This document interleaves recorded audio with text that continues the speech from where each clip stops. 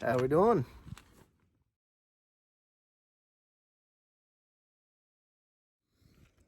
Well, for the past couple of days, we've been trying to load corn out of the bags, which has been going all right. We had a little bit of a hiccup a few times with the bagger, but that's not bad. A couple of shear pins, figured out what that was, got that fixed. Then we had the fan for the hydraulic cooler go out, so got a new one of those.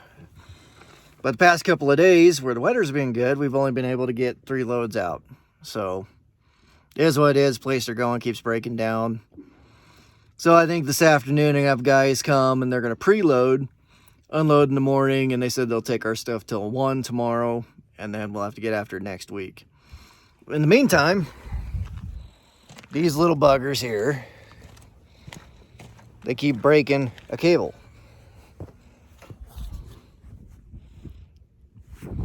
You can see we've fixed this cable multiple times, but we've been using old clamps.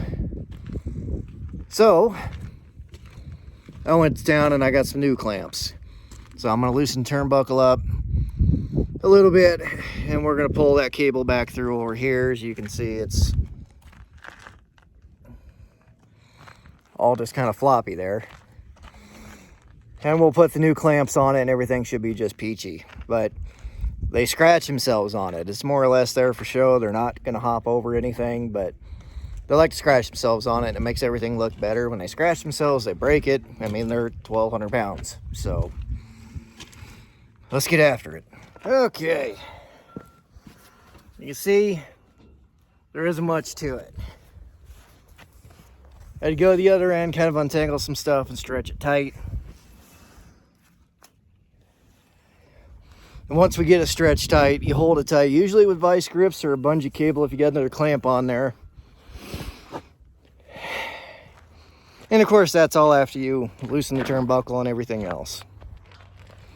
But you put everything together, put the clamps on it, cinch clamps up, tighten turnbuckle up.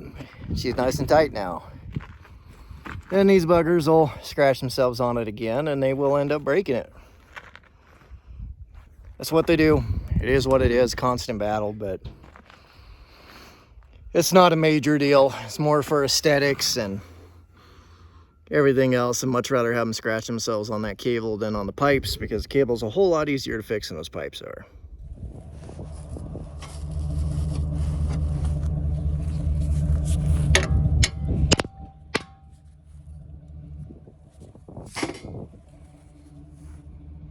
So you want to talk about efficient? This pivot that I'm driving by right now, as of about 5 o'clock yesterday evening, it was not there. They put up a new pivot in a different field, the first field that I unloaded bags in. And when they put that new pivot up, they just kind of set this one off to the side, didn't tear it down or anything. So they went over there about 5 o'clock yesterday afternoon, and they separated all the towers, and they drug it over here, and they put that bugger up last night. That's just insane how fast they can do it and how slick of a process it is. It's like watching a ballet. They have that stuff down to a science.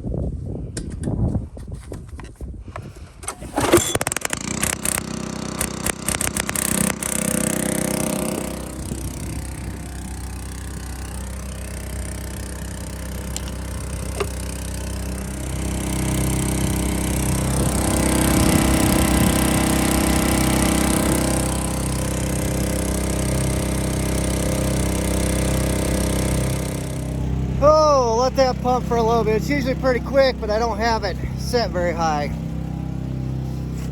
It's not a bad little setup we got over here.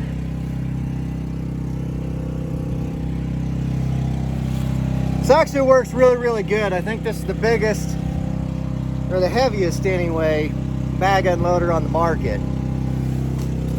And it works good. It eats that corn, spits it out fast. Don't take long to load trucks. It's just kind of a bugger to get it all set up, get the bag set on it. Especially when you start new bags. Switching bags, or when you start a new bag, it takes a little bit because you got to get some corn out of that bag before you can put it on the rollers here. But when you got to switch out bags, you can get about 7 or 8 trucks before you got to switch these rolls out. Doing that, it's not bad. But the bags, they pull this, or these rollers pull this bag and it pulls this machine into it. Got tractor neutral, got the PTO idled up, and it works just wonders. But we had shear bolt in here go out, which made the shear bolts on the PTO go out. Got those fixed the other day. And then the hydraulic cooler on the other side, the fan on it went out yesterday. Or day before yesterday, we got it fixed yesterday. And those were minuscule deals because we've been getting shut off after 3 or 4 trucks here the past few days, this whole week, so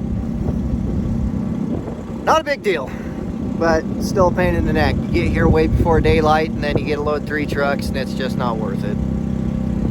But, oh well, next week will be better, I think.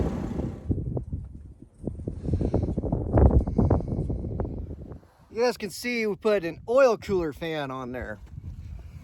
And it doesn't need much to pull air through that. And it works really, really well. I think that oil cooler fan actually works better than what came on here.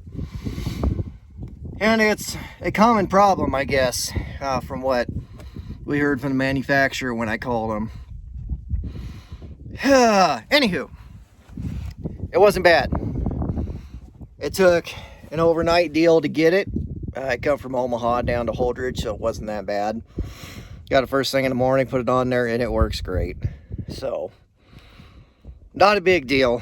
We'll have to get all this cleaned up. I see we got a few leaks on here, which is pretty typical of machines like this. You can see everything runs off hydraulics. PTO powers the hydraulic pump and all that good stuff. The augers and everything else get powered by it. It's a great machine. Just a lot of moving parts, a lot of hoses, and you got to keep all that fluid cool. So we got that part covered. Now that I got this fueled, I think I'm going to head back to the farm, drop this trailer, and then I might figure out if cattle broke something else, or maybe try to get that door that we built that you guys saw. Built it forever ago, still haven't got to put on. So maybe we'll tackle that today. We'll see.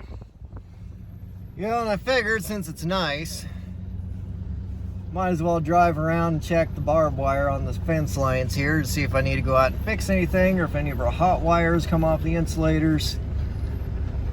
And I kind of want to be careful about where I'm driving because I'd see better on the other side of this pen, obviously, because this is the bunk side.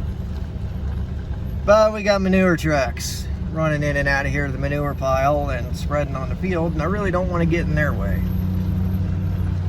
They've got a time-sensitive job. I really don't at this point. So, I don't see anything too bad. I know there's a few insulators I can go in and fix, but I go, nothing real pertinent anyway. Go in and get those put back on, and that'll be nice and simple, but nothing really broke or detrimental as far as I can tell. Okay, we have got our foam in here. Got it glued into place, and we're just gonna kind of let it sit. I think it said 24 hours before it's fully set up, and then another 48 to 72, I think, until it's really hard. So don't need it really hard, but I want it set up a little bit so that stuff ain't moving. We put it around the 3 sides, the top, both sides, didn't put any on the bottom. We want to keep dust and water and everything else out of there, and I know some can come up through the bottom, but I got to wait and see when I get everything put together how it's going to be, and then maybe piece some in there. We'll see. I'm not sure yet. We'll figure it out. But we'll let that dry a little bit. I'm going to get some washers together for spacers. And then we'll kind of figure out what I'm going to be doing then. Still waiting on a phone call from the people that are going to preload. And that probably won't be till a little later this afternoon, so we'll see. Well, a couple of things that need done. We'll get the hood open here on the feed truck. They're hauling manure today, so they got the manure trucks driving by. Going nice and fast, too.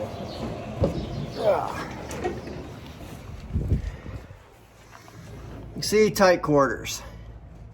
But I'm going to flip you guys around here. So in here, you can see all of that green stuff on that little pulley there. Now, flip you back around. Something is locking. Now I pulled that serpentine belt off yesterday and everything spun free. Which ain't good. It's good, but it's not good. Usually you like to see when you're having stuff lock up something that is locked, so you know exactly what it is and where to look. But what I'm assuming it is, because that's where the smoke was coming from yesterday when I popped the hood, is I think that AC compressor. The AC in here doesn't work anyway. But I think that AC compressor, when that clutch gets, when it locks in, when you're running defrost or whatever, I think when that AC clutch kicks in on that compressor, that's locking that wheel up, or the pulley. God, I can't think today. So, I think I should be able to find the pigtail that comes off of it. And I should be able to unplug that, and that'll keep the clutch from engaging. It'll just turn that into a pulley and make it so it doesn't try to pump anything through it. So it doesn't try to run a receiver dryer or anything like that. We'll see. I don't know if it's going to work or not, but I want to do this before we go into town and get an AC compressor that we really don't need. Okay. Got the door on. And we got that little magnetic deal there because we have to let that glue set up. So, we're going to let that do that overnight. And then the handle should be good to go. And by George, we'll have ourselves a door. But now, I think I'm going to go feed. And then once I feed, my lovely wife will come pick me up and we'll head home. So I think I'm going to cut this off here, guys. So as always, thank you all for watching.